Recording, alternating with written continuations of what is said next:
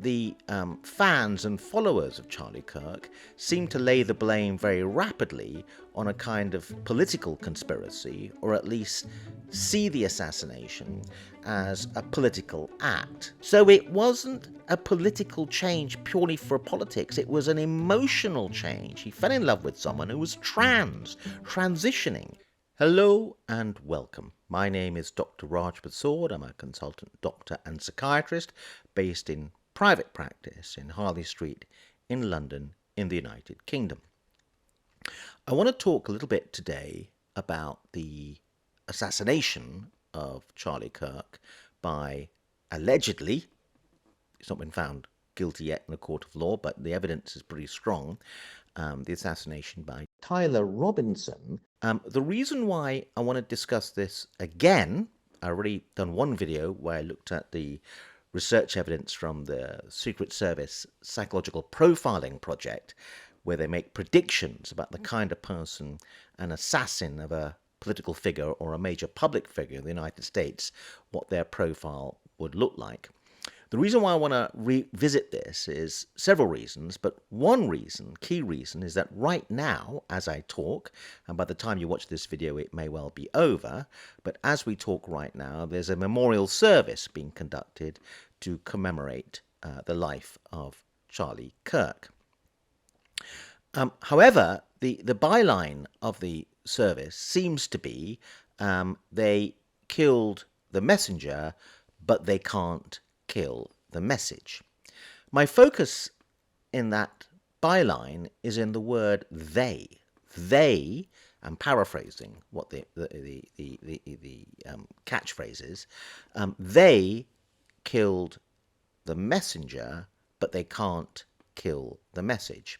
They suggests a conspiracy and a political movement, and immediately after the assassination, and let's not forget these are tragic events, whichever side of the political spectrum you're on, the fans and followers of Charlie Kirk seem to lay the blame very rapidly on a kind of political conspiracy, or at least see the assassination as a political act, and they laid the blame at what they referred to as the hard left or the radical left.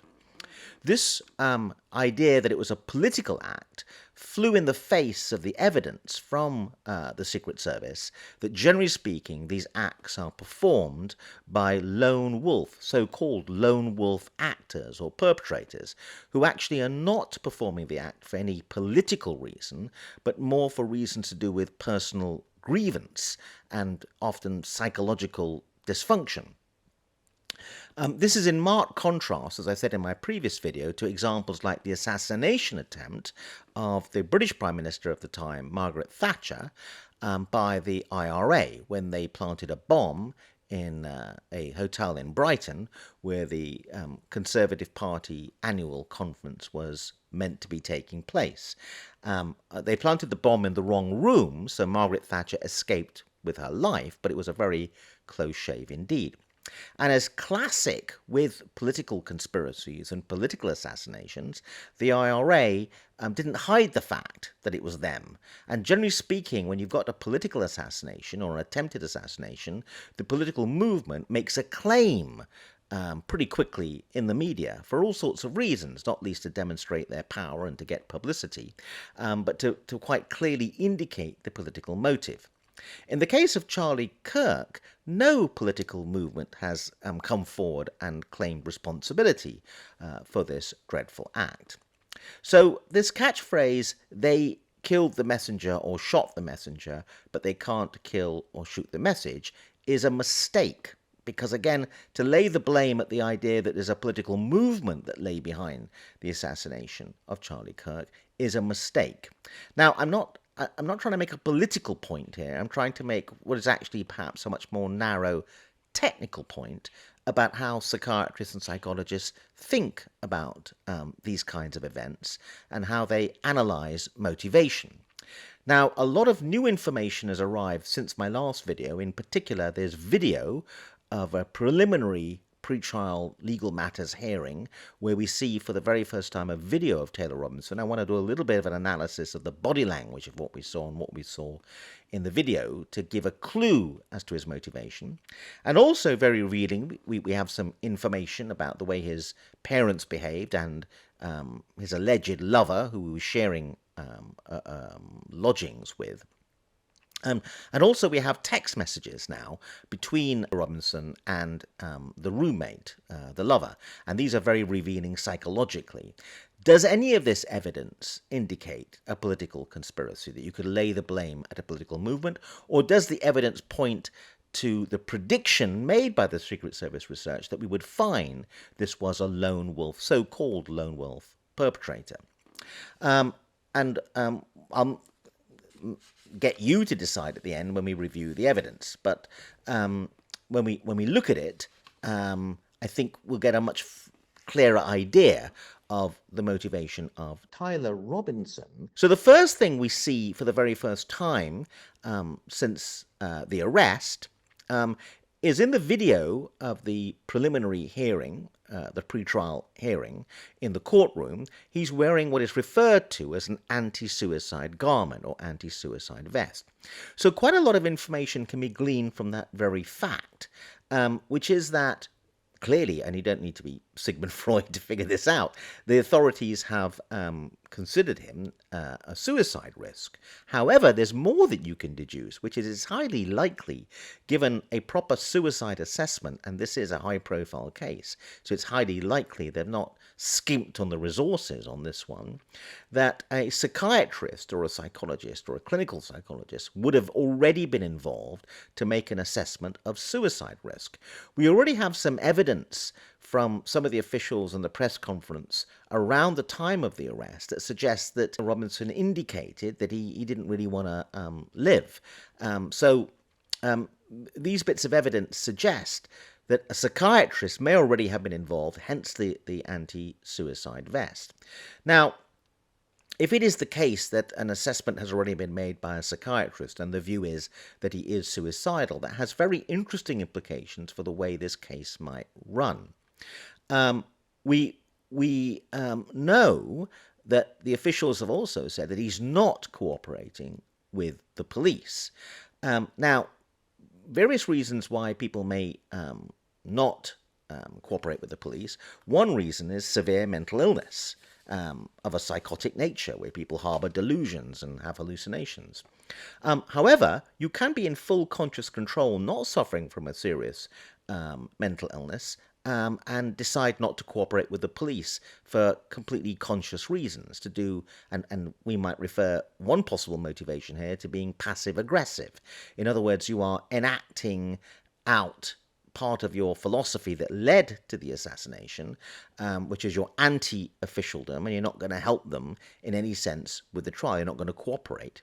And that means you're not really mounting a defense because you accept that you're guilty, but you're just going to be difficult for the sake of being difficult. It's part of the defiance, as it were, to the system. But there's an important point here to be made about the fact that that is done under conscious control, if that's the motivation, and is voluntarily done, as opposed to someone suffering from a serious mental illness.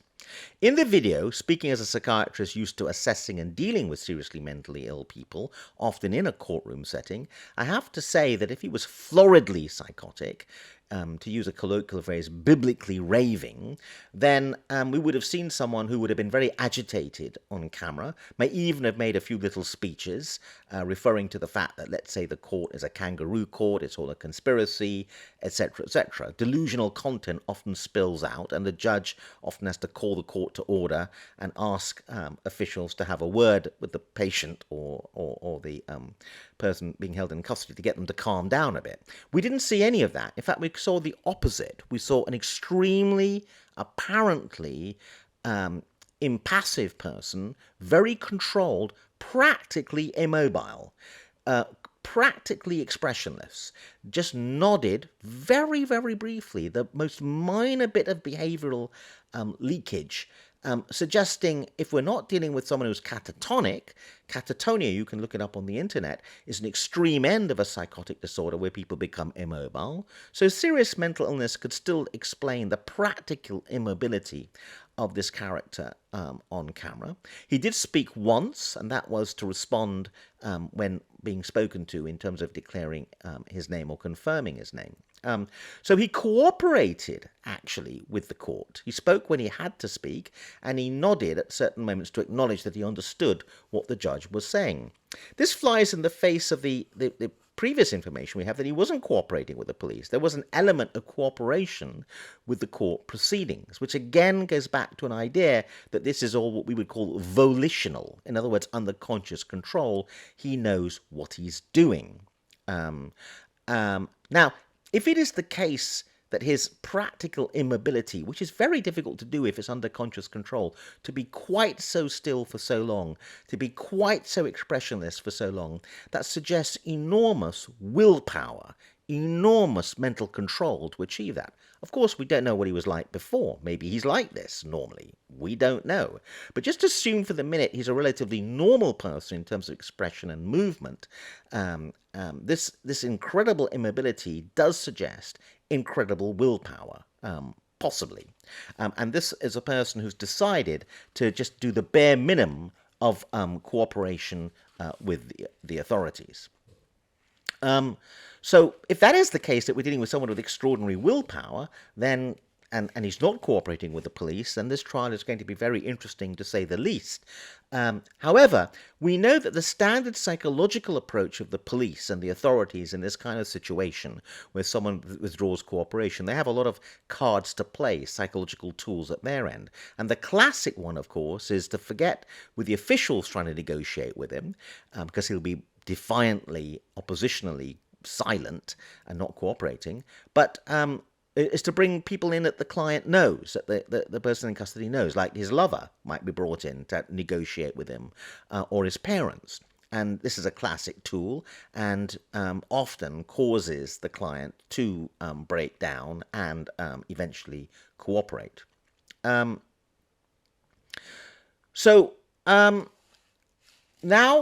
let's look at the text messages, which I think are very revealing, because if they bring the relatives in or the lover in, then, or the alleged lover, then the text messages reveal quite a lot, going back to this idea of that this was a conspiracy. I think the text messages have not been properly analysed publicly, and obviously when I analyse them, I'm being speculative in doing so, but I'm bringing my clinical experience as a psychiatrist, and I do think they are very revealing. So, the text messages begin, Robinson, drop what you're doing, look under my keyboard. This is a very interesting start for someone who's about to produce the most devastating news and information that the listener has ever heard. Normally speaking, if you're about to deliver this incredibly, like, once-in-a-century type news, you might try to prepare the person a bit. You might say, listen, I'm really sorry about this, but I've got some dreadful news for you, or I've got some shocking news. Instead, Robinson goes, drop what you're doing, look under my keyboard. I mean, it's trite. It's someone who doesn't seem to understand the enormity of what they've done, I'd like to suggest. So that's quite a revealing opening comment.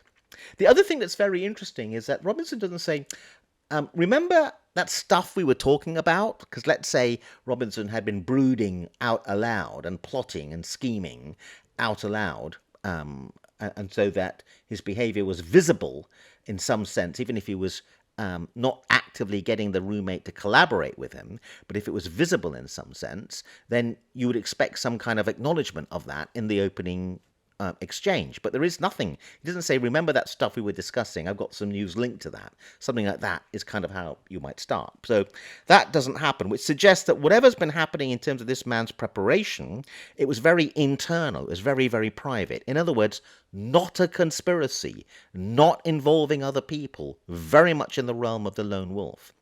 Okay, apparently when the roommate looked under the keyboard, he found a note that allegedly read, I had the opportunity to take out Charlie Kirk, and I'm going to take it. Okay, so he hides a note under the keyboard, and it says, I had the opportunity to take out Charlie Kirk, and I'm going to take it.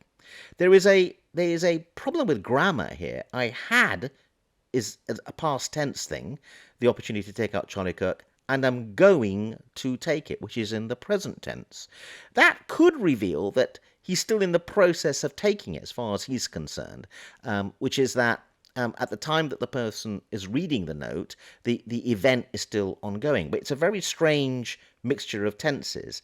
I had the opportunity to take out Charlie Kirk, and I'm going to take it. May suggest he wrote it in a hurry, for example, or impulsively, but again, very odd mixture of tenses here. Now, this is very important what happens next. The roommate's text message response is what, with about 15 million question marks. And the number of question marks suggests, obviously, genuine shock and surprise. You're joking, right? The roommate says. So, you got a definite response of shock and surprise from the roommate in the text message. What's very interesting, Tyler Robinson seemed to respond to this.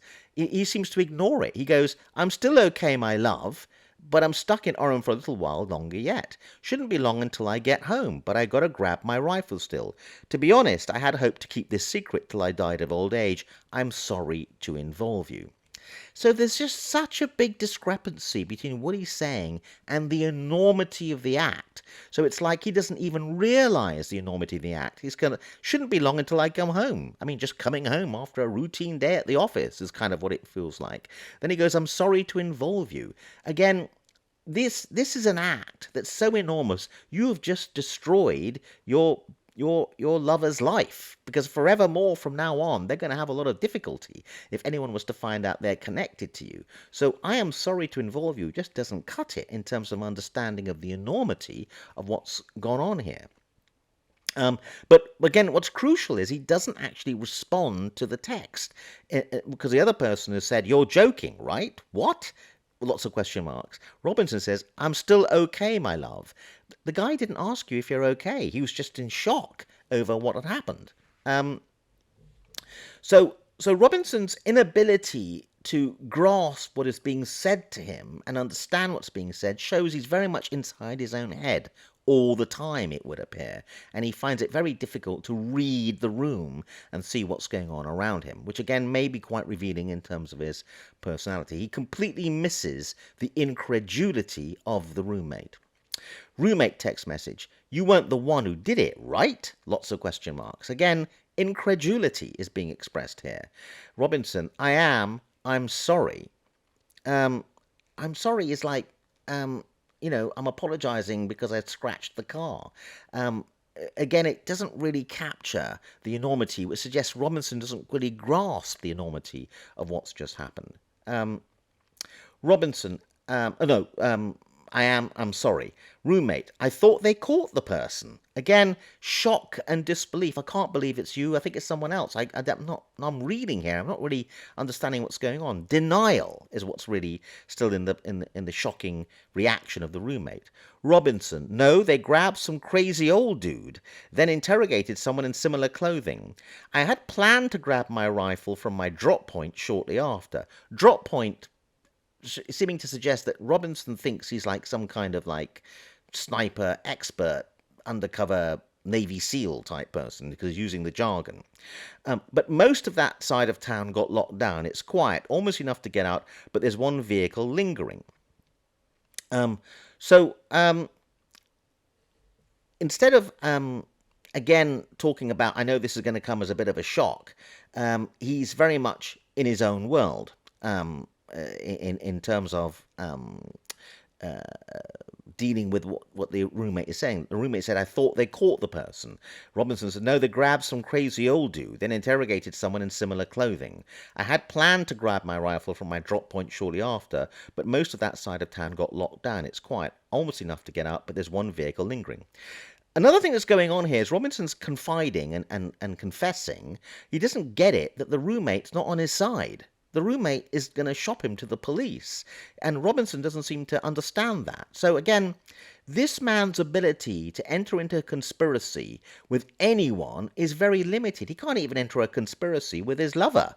He thinks he can get the lover to collaborate with him, and the lover definitely isn't going to. So this man is definitely a lone wolf, okay? Roommate, why? Robinson, why did I do it? No, why? Why are you coming home? Sorry, it's so bizarre how out of touch Robinson is. It's almost, if it wasn't so tragic what's happened, funny. Roommate, why? Robinson, why did I do it? Roommate, yeah. Robinson, I had enough of his hatred. Some hate can't be negotiated out. This is an extremely important line. Robinson, I had enough of his hatred. Some hate can't be negotiated out. I'm sorry, this is not an explanation that makes any sense to any, sorry to put it this way, normal person. You can have enough of someone's hatred, and some hatred can't be negotiated out. Doesn't explain why you might go and shoot that person. So again, the complete mismatch between the reason I had enough of his hatred, some hate can't be negotiated out, and the enormity of the act is very, very striking psychologically. Robinson, if I am able to grab my rifle unseen, I will have left no evidence. Obviously, this wasn't true. He left a whole lot of evidence, including DNA evidence. But the belief that he had left no evidence is very interesting because he's so naive. If I am able to grab my rifle unseen, I will have left no evidence. Going to attempt to retrieve it again. Hopefully they have moved on. I haven't seen anything about them finding it. So, this idea that he'd left no evidence and he's absolutely convinced of this is very, very interesting. Either he's very, very naive, not particularly competent, and, in some sense, you can almost query his IQ, his intelligence, given he'd left a bunch of evidence. But again, people suffering from a delusional psychotic disorder on a mission from God, because they're on a mission from God, think that God will protect them, so they can be a bit cavalier about this stuff. Roommate, how long have you been planning this? So this is very important again, because the roommate is completely befuddled and therefore has had no idea there's been any planning.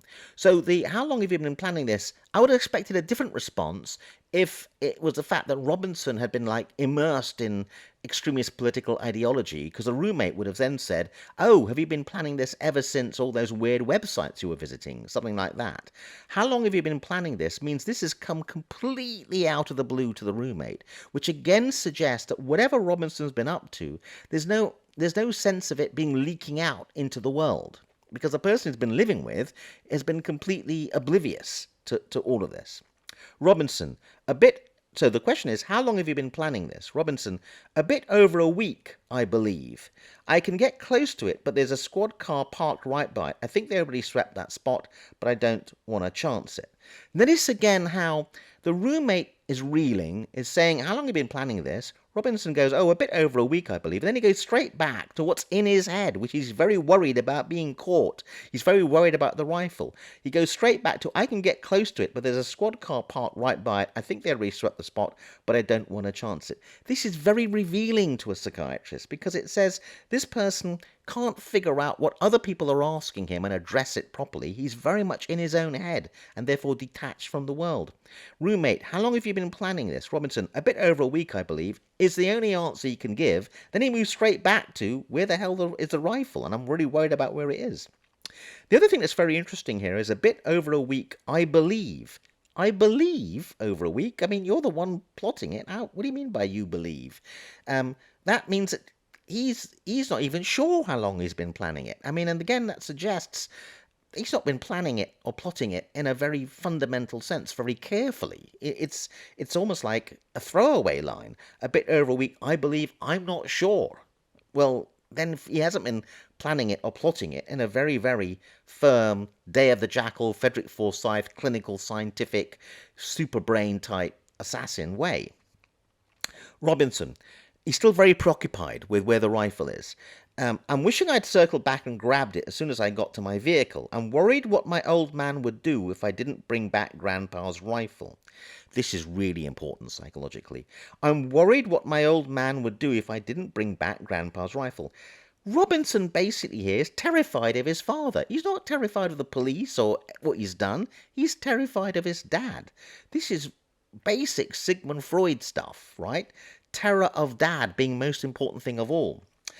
IDEC, if it had a serial number, but it wouldn't trace to me. We're not sure what IDET means. It may be a misspelling, but something about the serial number is bothering him. He's only beginning to think about serial numbers after the event. He should have thought about this before if he was planning it carefully.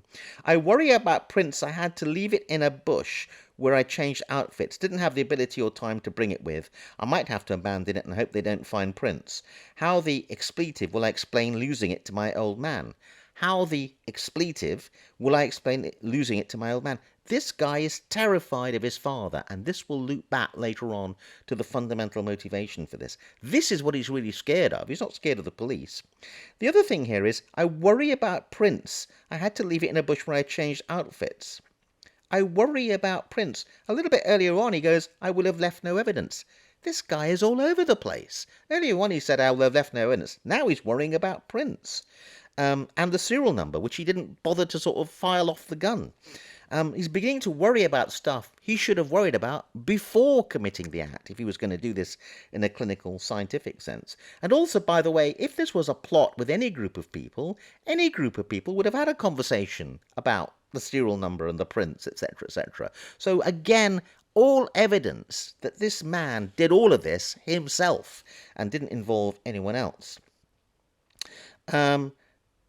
I might have to abandon it and hope they don't find prints. Hope they don't find prints. Hope they don't find prints. They're going to find prints. I mean, again, it's so bizarre. It's almost merging into the humorous if it wasn't such a tragic thing. Hope they don't find prints. You'd have to go back to the age of 5 for someone to say, I hope they don't find prints. Okay, so extremely, extremely naive and childlike view of the world. But the most thing he's worried about is his dad, basically.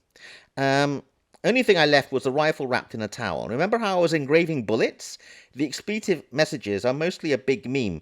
If I see notices bulge UW and Fox News, I might have a stroke. Right. All right, I'm going to have to leave it. That really sucks. Judging from there, I'd say Grandpa's gun does just fine, IDK. I think that was a $2,000 scope. So he's getting very upset by the idea that he might have to abandon the gun. Now, this bit's very important. Remember how I was engraving bullets? Again, if he was engraving bullets and did it publicly so the lover could see it, that's why he says, remember how I was engraving bullets? Very odd that the lover watches him engraving bullets and doesn't think, this is a bit odd. Why are you engraving bullets? But obviously it was done publicly because he goes, remember how I was engraving bullets? Okay, so this is perhaps an example of a red flag where the lover should have picked up on, but didn't. But interestingly, the lover doesn't goes back to that and doesn't go, no, I don't remember when you were engraving bullets, or yes, I do remember. There's no reference back to that by the lover in the text exchange. Robinson, delete this exchange. This again is really important. Robinson believes that this person he's talking to will delete the exchange when he won't. Therefore, Robinson's got it completely wrong in terms of understanding his relationship. He may, for example, and this is very significant, have believed he was much closer to this lover than he really was. Again, this Robinson cannot enter a conspiracy into anyone because the very basics of a conspiracy is cooperation and understanding what the other person will do. He says, delete the exchange. And the other guy's not going to delete the exchange. In fact, he shops him to the police pretty rapidly. Robinson is not a gentleman able to enter into a conspiracy with anyone. He can't even enter into a conspiracy of the most simple nature of deleting the text messages with his lover. This is a clue that this person cannot enter into a conspiratorial political engagement over performing this act with anyone. He can't even enter a conspiracy with his lover. Robinson, my dad wants photos of the rifle. See how preoccupied he is with his father. He's terrified of his father. He says, Grandpa wants to know who has what. The feds released a photo of the rifle, and it is very unique. He's calling me RN, not answering. Next bit's very important. Robinson, since Trump got into office, my dad has been pretty diehard MAGA. Robinson, I'm going to turn myself in willingly. One of my neighbours here is a deputy for the sheriff. Robinson, you are all I worry about, love. Roommate, I'm much more worried about you. Again, the roommate is being a bit odd here now. I'm much more worried about you. Most people would go, I'm just shocked and terrified, and I'm absolutely devastated and I'm terribly worried about you. But there's a kind of deadpanness to this, which is odd and interesting. He doesn't circle back, by the way, to the engraving of the bullets thing. So I do wonder whether the roommate does remember him engraving bullets. Robinson, don't talk to the media, please. Again, an appeal that falls on deaf ears. Again, an inability to engage in a conspiracy. Don't take any interviews or make any comments. If any police ask you questions, ask for a lawyer and stay silent. The fact that Robinson believed that his roommate would cooperate with any of this is interesting, because he got that very wrong. So his ability to enter into a cooperation with anyone is severely limited, because you've got to pick who you're going to conspire with very carefully if it's an act like this, and he doesn't seem to have understood that. So he attempts to draw his roommate into the conspiracy, and he fails dramatically.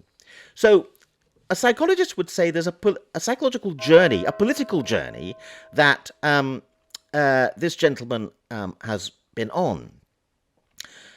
A psychologist would say that he's been on a journey. He actually was right of centre, according to the newspaper reporting, and he's moved leftwards.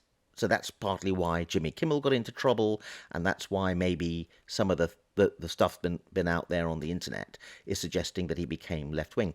He shared a room with someone who was trans and transitioning, fell in love with that person, and as a result of that, through the emotion, changed his mind on this political cause, probably, and shifted politically, secondarily, to his emotional relationship with someone.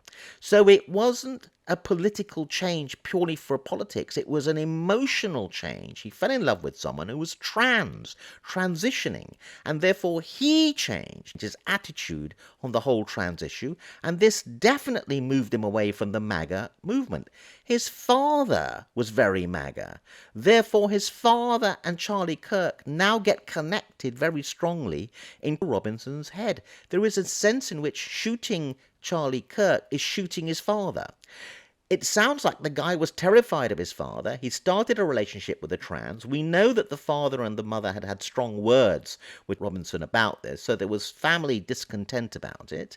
And it was clear that there was a lot of tension now for Robinson, given he was in what would appear to be a Republican MAGA family that were anti-trans. They're entitled to their views. I'm not attacking them for that. But we can see now how the personal intersects with the political, right? He started a relationship with a trans person. This was not part of what his political outlook was. He therefore changed his outlook and now fell out of step with people close to him, like his parents. He'd also dropped out of that university in Utah where Charlie Kirk was talking. He dropped out. He had a scholarship there. There must undoubtedly, surely, this is speculation, but you don't need to be Sigmund Freud to see that Taylor Robinson would have been upset, perhaps, and harbouring resentment, having dropped out at that very institution Charlie Kirk was going to, harbouring resentment, maybe, that he dropped out. So he goes and shoots Charlie Kirk. In a way, he's shooting his father, who he's upset with because he's fallen out with his father over his choice of his lover. It couldn't be more perfectly Sigmund Freud. Freud said, I'm not saying I agree with Freud, Freud said that all little boys are in love with their mother and want to kill their father to possess the mother. It's the Oedipus complex. It's a weird idea now. It was very popular in the past. I don't believe in it, but you can see why it kind of fits this. He shoots the father so he can have his lover. That's the psychological theory about what's going on here, maybe even below Robinson's unconscious awareness. But he shoots Charlie Kirk because he's really shooting the students who've gone to see him, who are fans of Charlie Kirk. He's destroying them in shooting Charlie Kirk. So Charlie Kirk arriving, given Charlie Kirk represents MAGA and his father, at the alma mater, the university that Robinson dropped out at, is a combination of a series of events which we can see now, I would argue, have deep psychological resonance. So, to summarize, there's a lot of psychological reasons why this assassination occurred, I think we can see, as opposed to it just being about politics. So I'm not trying to make a political point, I'm trying to make a technical point about how psychiatrists would think about possible motivations in this case. Thank you very much for listening.